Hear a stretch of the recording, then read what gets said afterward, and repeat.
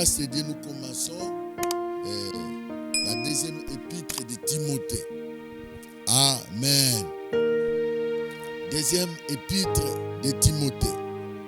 Nous sommes dans l'introduction à la deuxième épître de Timothée. Nous lisons 2 Timothée chapitre 1. 2 Timothée chapitre 1 du 1er au 18e verset. Nous lisons au nom de Jésus. Paul, apôtre de Jésus-Christ, par la volonté de Dieu, pour annoncer la promesse de la vie qui est en Jésus-Christ. À Timothée, mon enfant bien-aimé, que la grâce, la miséricorde et la paix te soient données de la part de Dieu le Père et de Jésus-Christ, notre Seigneur. Je rends grâce à Dieu que mes ancêtres ont servi et que je sers avec une conscience pure de ce que nuit et jour, je me souviens continuellement de toi dans mes prières, me rappelant tes larmes et désirant te voir afin d'être rempli de joie, gardant les souvenirs de la foi sincère qui est en toi, qui habita d'abord dans ton aïe Loïs. Donc c'est l'ancêtre de Timothée.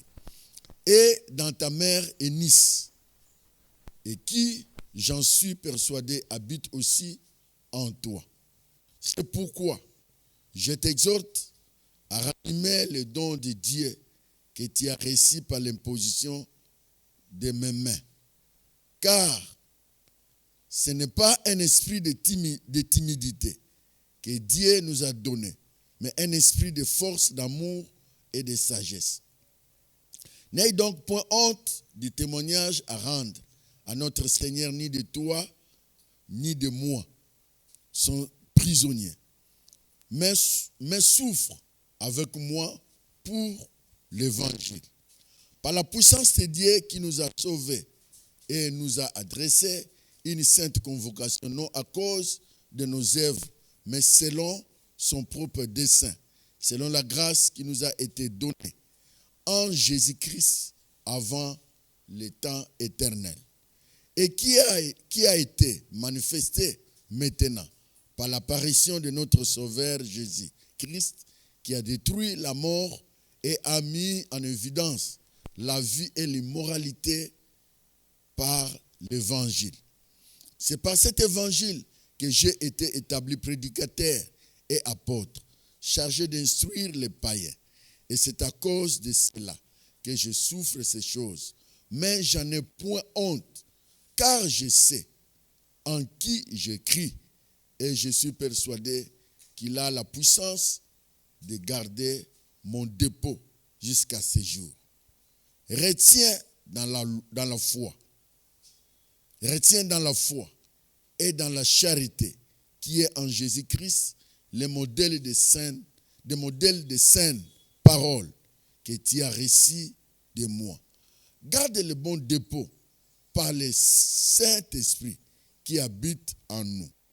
Tu sais que tous ceux qui sont en Asie m'ont abandonné, entre autres Pygène, Hermogène. Que le Seigneur répande sa miséricorde sur la maison d'Onésiphore, car il m'a souvent consolé et il n'a pas eu honte de mes chaînes.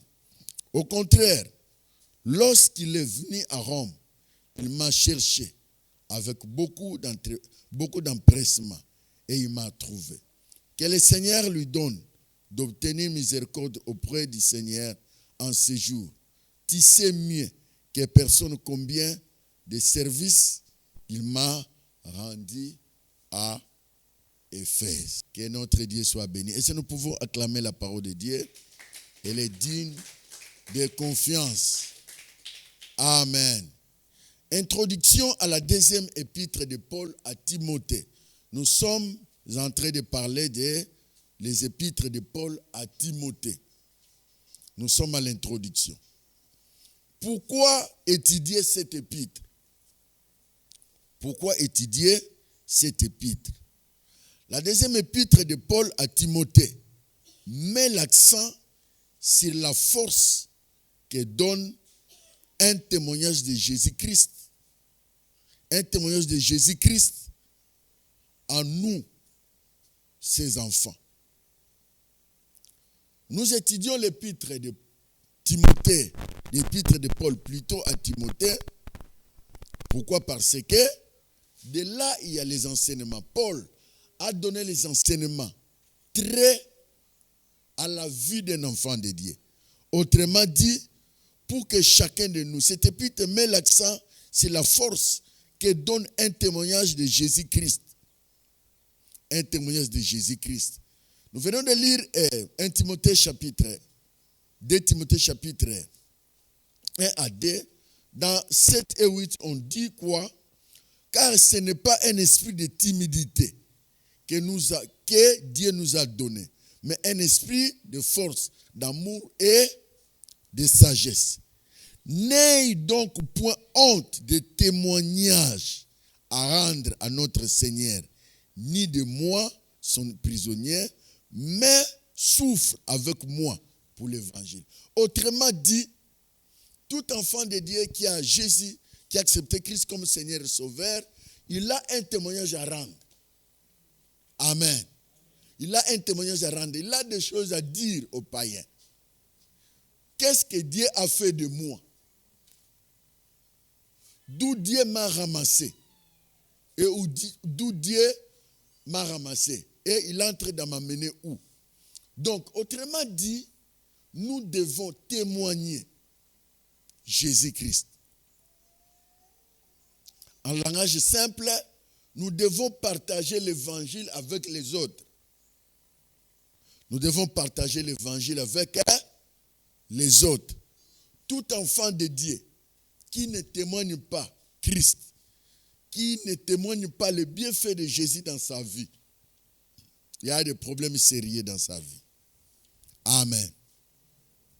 Donc, elle contient également une prophétie sur les temps difficiles.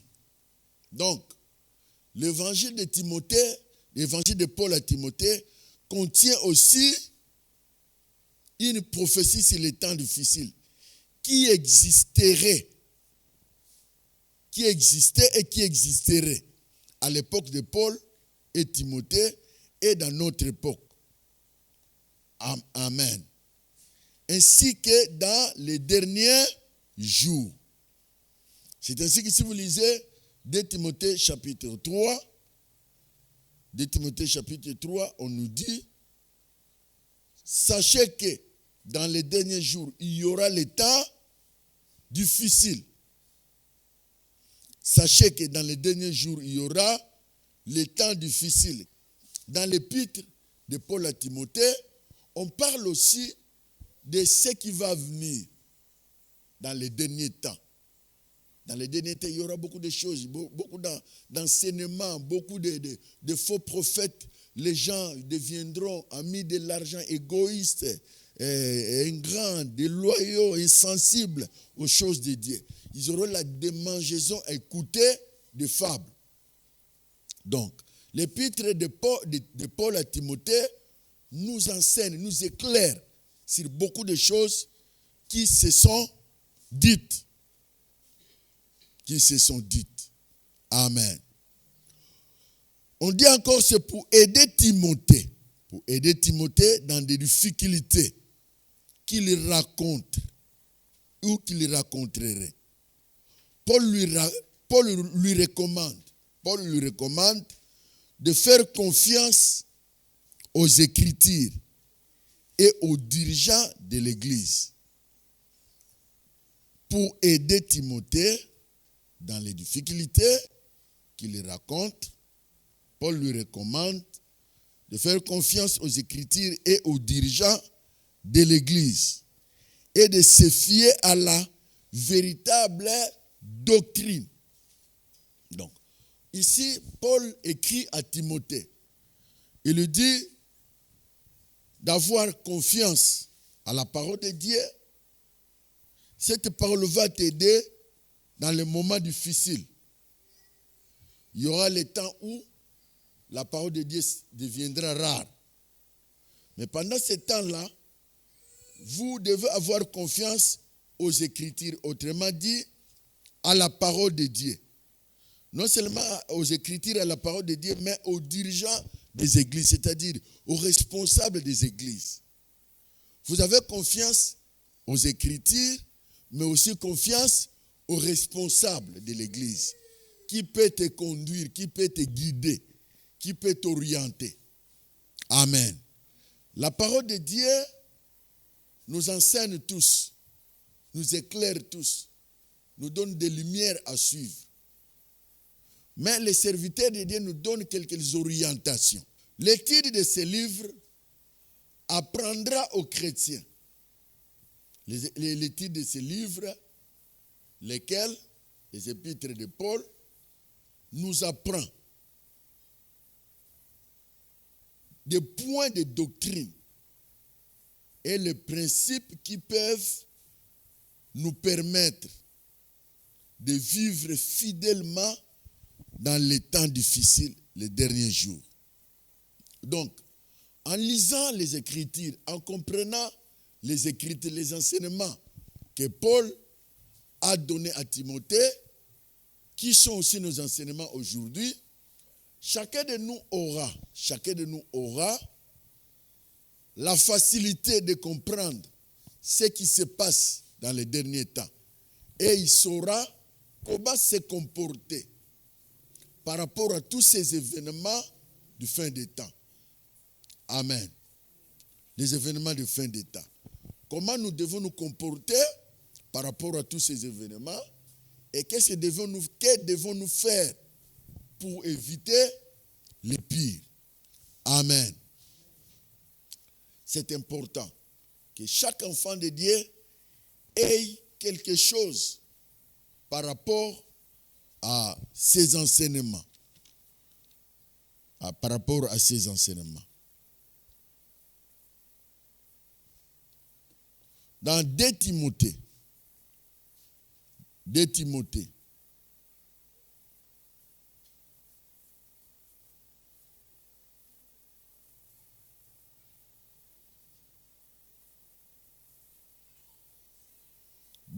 chapitre 3, verset 14, nous lisons au nom de Jésus. 2 Timothée chapitre 3, verset 14, la Bible dit ceci: toi, demeure dans les choses que tu as apprises.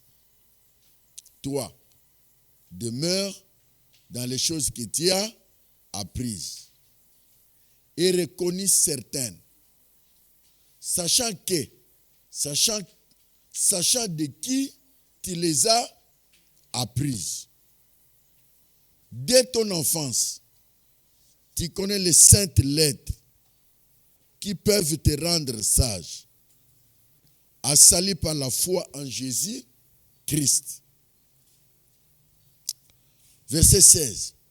Toute écriture est inspirée de Dieu, utile pour enseigner, pour convaincre, pour corriger, pour instruire dans la justice, afin que l'homme de Dieu soit accompli. Afin que l'homme de Dieu soit accompli, propre à toute bonne œuvre. Donc, tout enfant de Dieu qui est enseigné, qui a les Écritures, qui a la connaissance de la parole de Dieu, saura comment se comporter devant les temps difficiles. Il sait que ce que je suis en train de vivre maintenant a été annoncé dans la Bible. Ce n'est pas de nouveau. C'est-à-dire que la Bible m'a déjà prévu, m'a prévenu. Comme la Bible le dit, comme la Bible l'enseigne déjà, je dois faire attention. Jusqu'à présent, il y a les enfants de Dieu qui sont en train de rêver.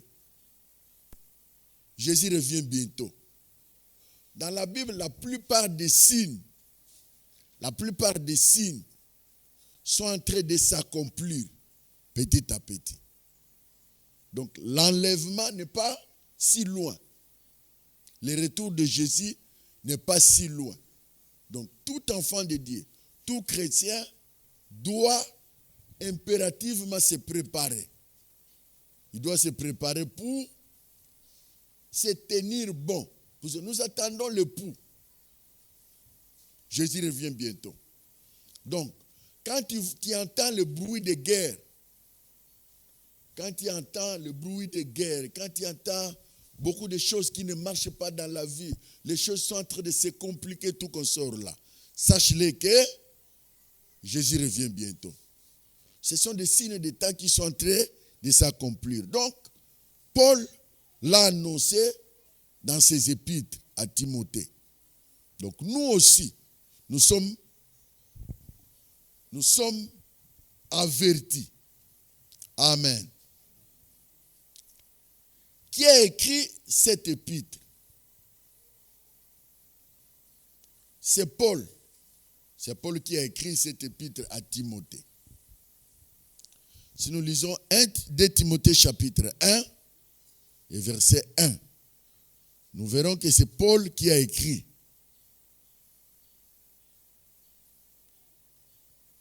De Timothée. Toi donc, mon enfant, fortifie-toi dans la grâce qui est en Jésus-Christ. C'est Paul qui est en train d'écrire à Timothée. Si nous descendons, nous allons encore dans 2 Timothée chapitre 1, verset 1. Paul, apôtre de Jésus-Christ, par la volonté de Dieu, pour annoncer la promesse de la vie qui est en Jésus-Christ. Donc, ici c'est Paul qui parle en écrivant. Donc, il s'annonce. Paul, apôtre de Jésus. Donc, c'est clair, l'épître de Timothée, l'épître de Paul à Timothée, c'est Paul lui-même qui a écrit. Amen. Où et quand a-t-il été écrite? Où et quand a-t-elle été écrite? Donc, l'épître. La deuxième épître de Paul à Timothée a probablement été écrite entre 64 et 65 après Jésus-Christ. Entre l'année 64 et 65 après Jésus-Christ. Paul a écrit l'épître pendant son deuxième emprisonnement à Rome. Donc cet épître, Paul a écrit ça quand il était à Rome. Il a écrit à Timothée. En écrivant, Paul était prisonnier. Il était en prison. Ok? Il était en prison. Comme leçon que nous pouvons retenir, les temps ou le moment difficile ne peuvent pas nous empêcher à servir Dieu. Amen. Les temps difficiles, les moments difficiles, les moments compliqués, les moments bizarres de nos vies ne peuvent pas nous empêcher à servir Dieu. Nous voyons Paul qui est emprisonné, qui est en prison. Dans la prison, il est en train de servir Dieu. Il est en train d'écrire les épîtres de Paul à Timothée, à Tite et aux autres. Il était en prison. C'est comme quelqu'un qui est arrêté. Il est dans l'une de nos prisons, soit à Makala ou à Kamulaï. Mais dans la prison là, il est en train de prêcher, il est en train d'écrire des livres, il est en train d'édifier les enfants de Dieu. Donc, les moments difficiles, les moments compliqués, les moments bizarres ne peuvent pas nous empêcher à servir Dieu. Amen. Peu importe ce qui nous arrive, nous devons servir Dieu convenablement. Parce que nous avons l'exemple de Paul qui est prisonnier, qui est en prison. Emprisonné, mais il est en train d'écrire. Il est en train de servir Dieu.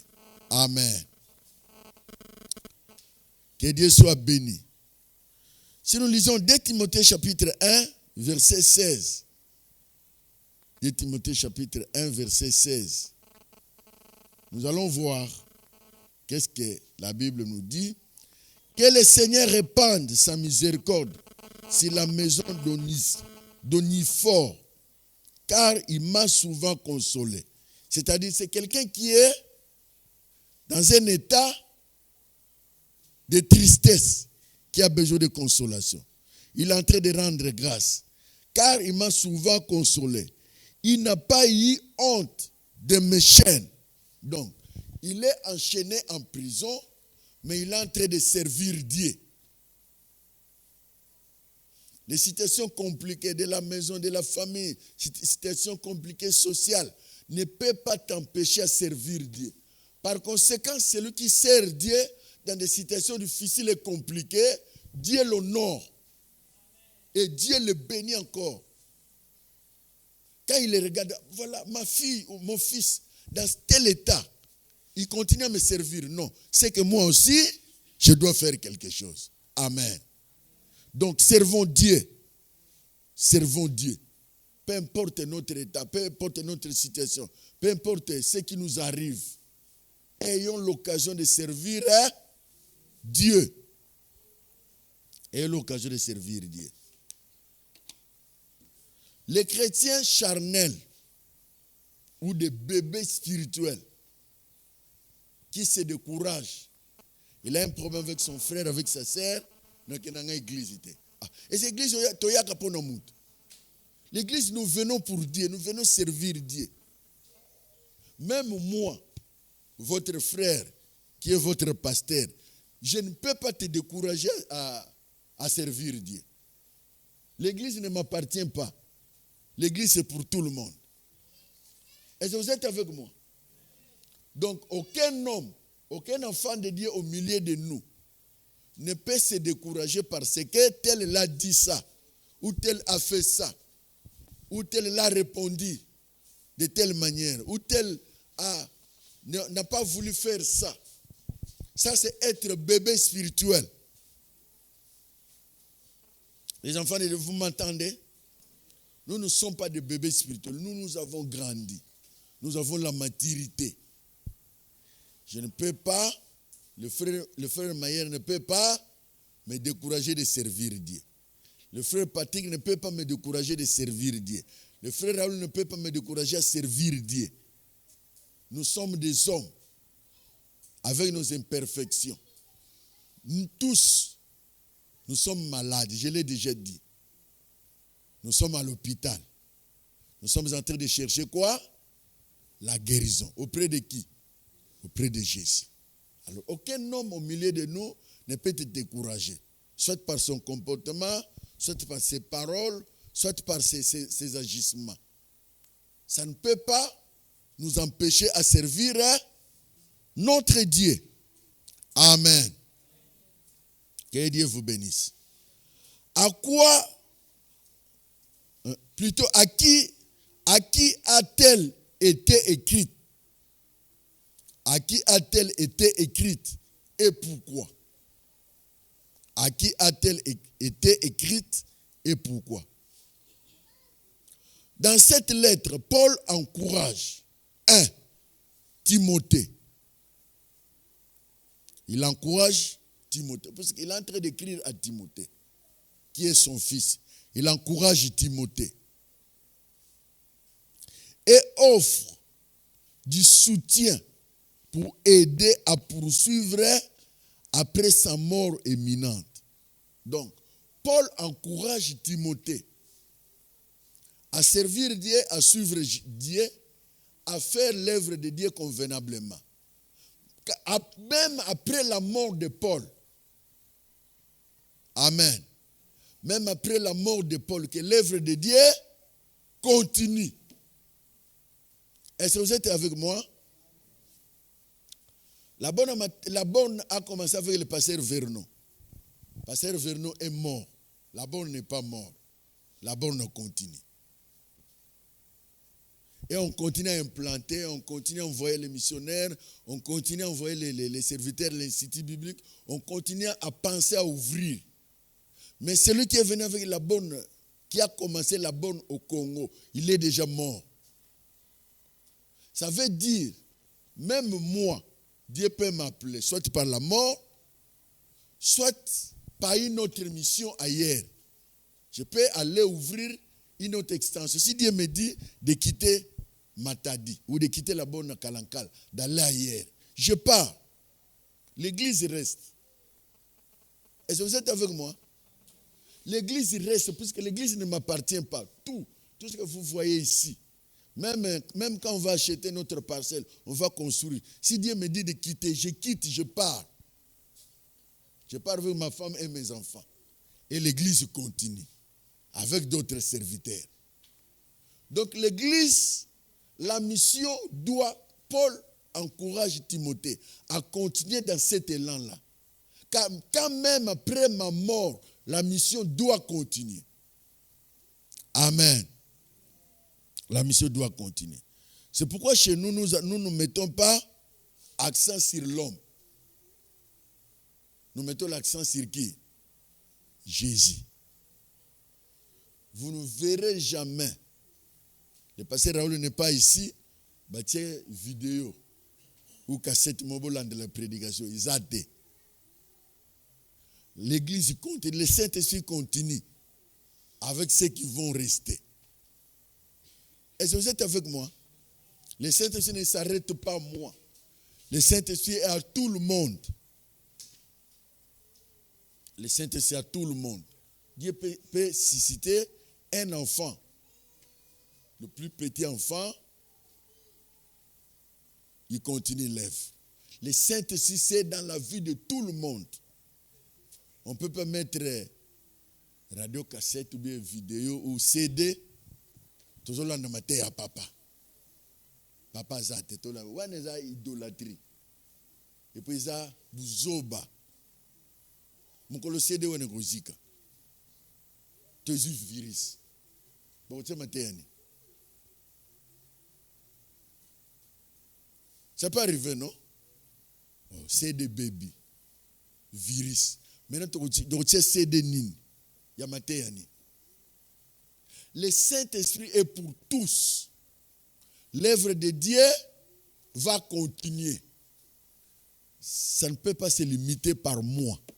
C'est pourquoi dans la tête de chacun de nous, nous devons enlever que l'église, c'est pour les pasteurs. L'église, ce n'est pas pour les pasteurs. L'église, c'est pour qui? C'est pour nous tous. Amen. Moi, je n'étais pas là, j'étais une semaine absent. Et les gens n'ont pas prié. Les gens ont prié. Ceux qui n'ont pas prié, c'est leur affaire. Ils n'ont pas encore compris. Mais l'église va continuer et continuera. Amen. Moi aussi, j'ai prié là où j'étais. Amen. Que notre Dieu soit béni. Après la mort, l'œuvre de Dieu continue. Il est conscient qu'il ne lui reste que peu de temps. Et il désire voir Timothée, qu'il appelle au sens figuré, mon enfant bien-aimé. Pour Paul, je n'ai pas beaucoup de temps sur la terre. Je dois former les serviteurs. Je dois former les serviteurs et les responsables. C'est pourquoi nous sommes en train de former les serviteurs et les responsables. Puisque nous avons peu de temps sur la terre. Peu de temps. Dieu peut nous appeler. Dieu peut nous déplacer. Amen. Dieu peut nous appeler, il peut aussi nous déplacer. Quand vous avez l'occasion de prêcher, prêchez convenablement. Préparez le message bien. Prêche comme tu veux mourir. Après la prédication, je vais mourir. Quand tu as l'occasion de modérer, ne faites pas les aventures. Modérez. Faites comme c'est votre dernière modération de la vie. Après cette modération, tu meurs. Hein, Keren? Hein? Quand il y a une modération, prépare ça comme aujourd'hui, c'était bien. Hein? Mais tu améliores aussi. Faites comme, après avoir modéré, je ne serai plus, je serai enlevé. Tout ça, nous sommes en train de préparer pour que l'église ne manque pas de serviteurs. Chaque serviteur doit être prêt. Tel que mercredi aujourd'hui. Le frère Maher doit être prêt. Et le frère Patrick. Hein? Et les autres, frère Nico. Vous devez être prêt à fraîchir. Parce que celui qui est désigné pour prêcher peut tomber malade, peut connaître un empêchement.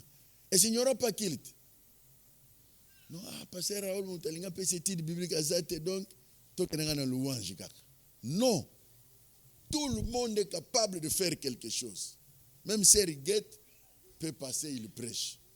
C'est pas ça, ma sœur. Tu passes, tu donnes les enseignements. C'est pourquoi les études bibliques sont très, très capitales. Très, très capitales. Un Sœur Sandre, il faut commencer à t'exercer, à exhorter même 5-10 minutes. C'est très capital. Tout le monde doit être en mesure de donner quelque chose. Dans une église, il y a, je ne cite pas les noms, où il n'y a que lui qui prêche. Non, le Saint-Esprit est dans la vie de tout le monde. Bon, ah, voilà. Donc, tout le monde peut faire quelque chose dans la maison du Seigneur. Amen. Donc, il n'y a pas une catégorie de gens. Que non, ce frère Mayer, c'est que l'on n'a pas ça la montée.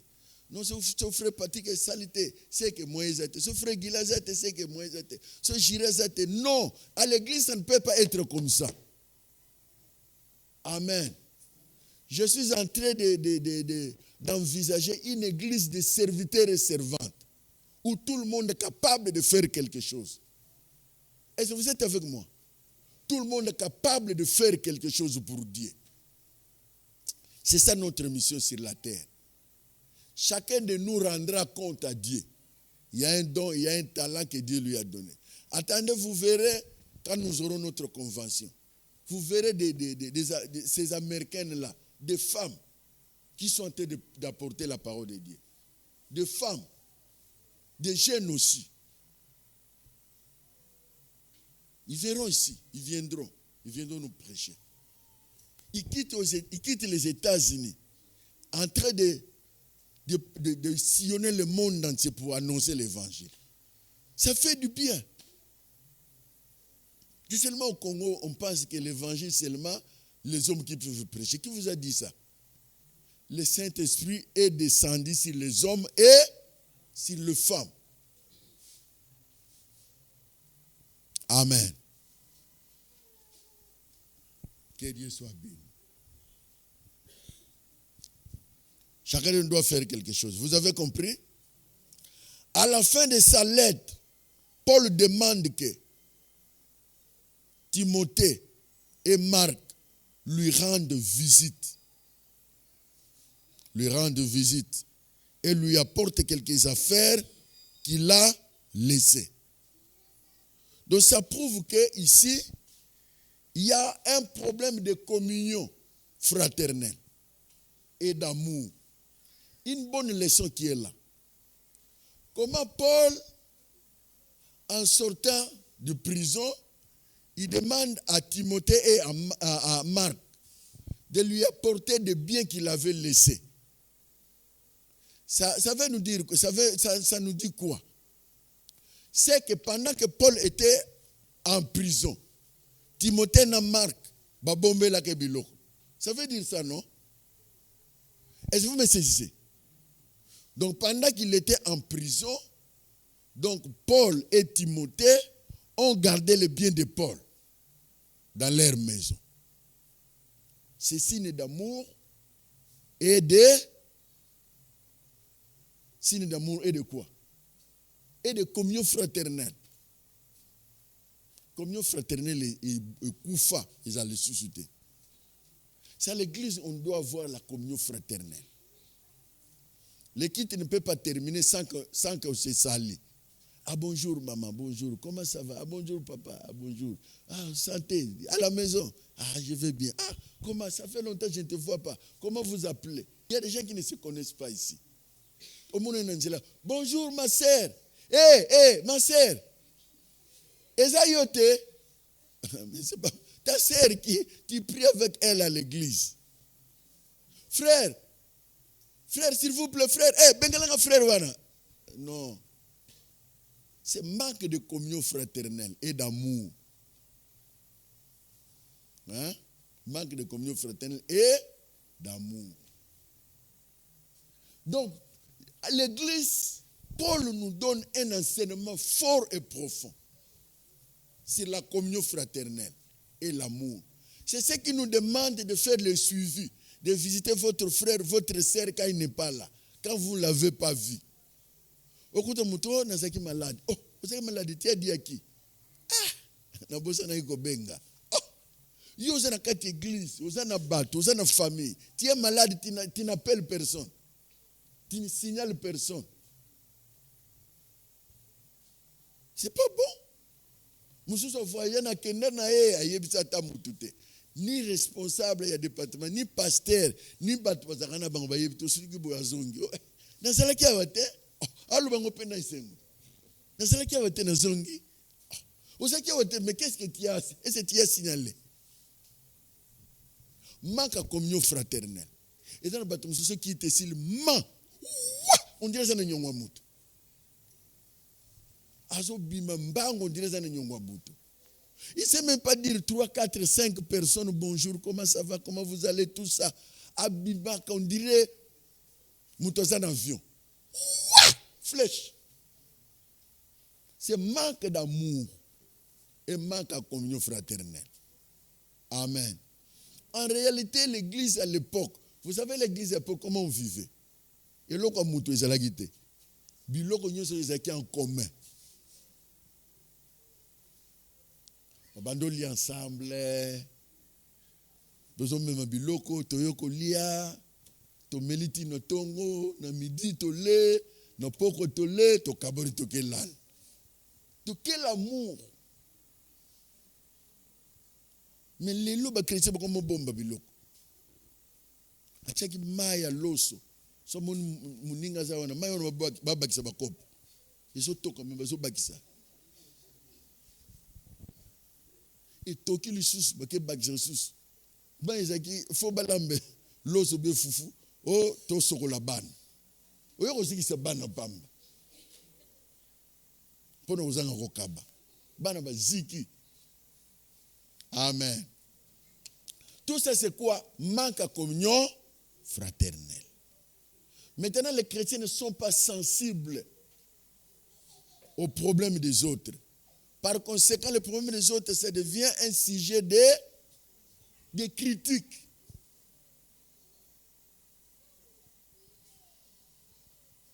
Comment il était? Nicolo. Bateau Samuel Azole Lakuna. Donc, ça même honte, ça même, moi, mawana motema, yakoyoka mawake, mon frère est en train de souffrir, ma sœur est en train de souffrir. Non. Ah, Nicolo Kuna, moi, ezate. Vraiment, diable a vandé, le bango vandé là. N'ébite me soumni ni basali, bazui. Ça, c'est un enfant de Dieu qui dit ça. À qui? À un autre enfant de Dieu.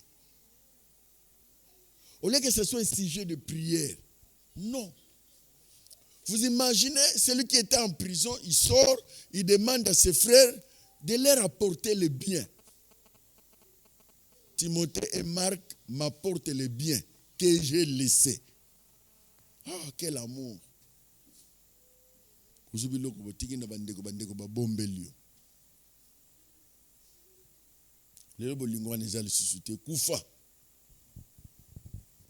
L'amour et la communion fraternelle. Amen. Tous ceux sont cette communion fraternelle. L'église, c'est là où on ne peut pas se sentir isolé. C'est un milieu où même n'importe qui, ata le Baraswahil, soit une église, il faut à se retrouver au milieu de ses frères. Même au Yebilingala, le Barachiluba.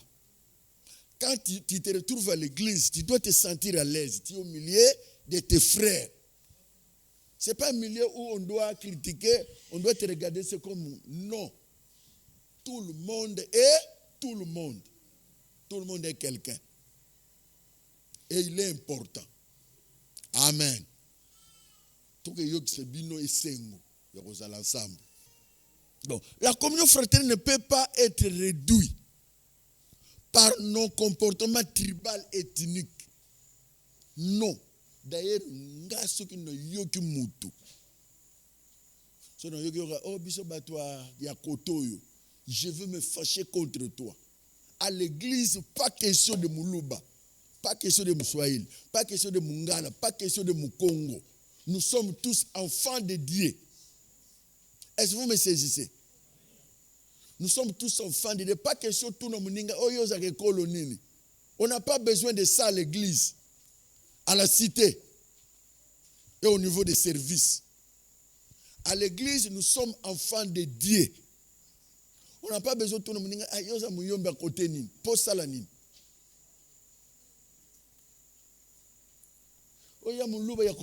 Pour quelle raison? Nous sommes enfants de Dieu. Demande à quelqu'un, tu es rempli du Saint-Esprit? Ok. Et si tu mérites la parole de Dieu? Ce sont de belles questions, non? Et si tu es rempli du Saint-Esprit? Et si tu parles en langue? Et si tu mérites la parole de Dieu? Ce sont des questions qu'on peut se poser. Tu as médité quel passage biblique? Moi, j'ai lu tel passage, mais je n'ai pas une bonne compréhension. Et si tu peux m'expliquer ça? C'est ça, on parle autour de ça. Pas critiquer quelqu'un. On n'a pas besoin de ça, c'est dépassé. Amen. C'est dépassé. C'est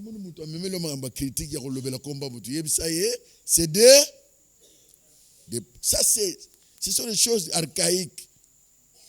La méthode biblique dit quoi? Quand il y a un problème, vois ton frère, parle avec lui. Et c'est clair, les enfants de Dieu.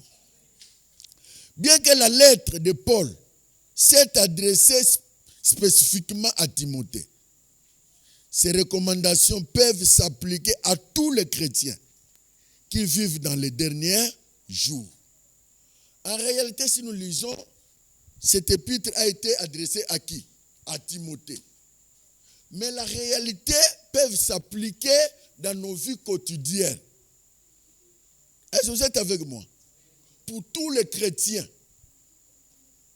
Car il parle des problèmes et des solutions qui concernent autant votre époque que la sienne. En réalité, des choses qu'on traite dans l'épître, ici, on traite des choses liées à leur époque et aussi à notre époque. Et à notre époque. Songi songi zagi nakala, lelo ezali. Songi songi. Aujourd'hui aussi, il y en a. Qu'est-ce qui caractérise cet épître? C'est là où on va terminer. Cet épître est l'une des épîtres pastorales. Avec un Timothée et Tite. On appelle ça les épîtres pastorales. Elle contient les dernières paroles de l'apôtre et montre la confiance et encourage le merveille avec lesquelles il affronte la mort. Donc Paul n'avait pas peur de la mort. Il a dit la mort c'est un gain. De Timothée 1,7, Paul parle du don et du pouvoir de Dieu que l'on reçoit quand on est ordonné à la prêtrise, c'est-à-dire on a la charge de l'église. Donc on est prêtre. La charge de l'église, c'est lui qui officie les messes. Il enseigne que l'esprit de timidité ne vient pas de Dieu et que nous ne devons pas avoir honte de notre témoignage de Jésus. L'esprit de timidité ne vient pas de Dieu. Nous ne pouvons pas avoir honte de témoigner Jésus. Il y a des gens qui ont honte de parler de Jésus. Quand on parle de l'évangélisation, on ne veut pas venir. Ils ont honte de témoigner. D'une part, d'autre part, vous avez une mauvaise vie. Vous n'êtes pas encore converti. Vous avez peur d'aller annoncer la parole de Dieu. Sinon, on dirait même yo. Toyebi yo. Celui qui a une vie saine, il n'a pas peur d'annoncer l'évangile. L'esprit de timidité n'est pas l'esprit de Dieu. Ça, c'est Paul qui parle à Timothée. Amen. Il enseigne que l'esprit de timidité ne vient pas de Dieu et que nous ne devons pas avoir honte de notre témoignage de Jésus-Christ. Il témoigne que Jésus-Christ l'a appelé à prêcher l'évangile. Paul utilise l'image d'un bon soldat. Il utilise l'image d'un bon soldat, d'un athlète victorieux, d'un agriculteur.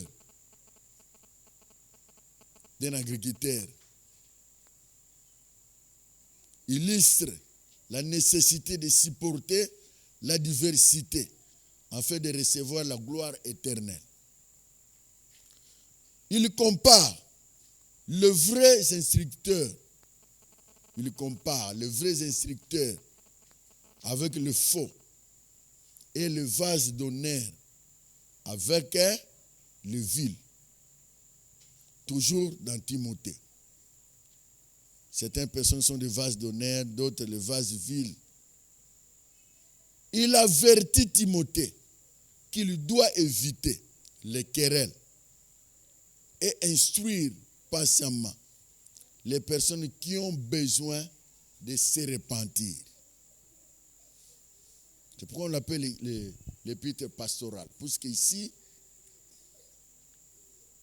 on montre, on enseigne aux gens comment entretenir l'âme, comment apporter l'évangile, comment voir le fardeau de l'évangile, comment prêcher l'évangile, comment porter la bonne nouvelle aux autres. Tout ça sont enseignés ici. Amen.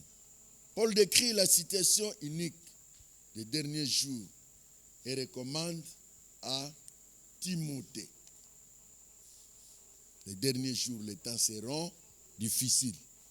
Veille sur tes enseignements. Garde la cape. Protège la parole et la doctrine. Voilà ce que nous pouvons parler aujourd'hui. L'introduction sur deuxième épître de Timothée. Que Dieu vous bénisse.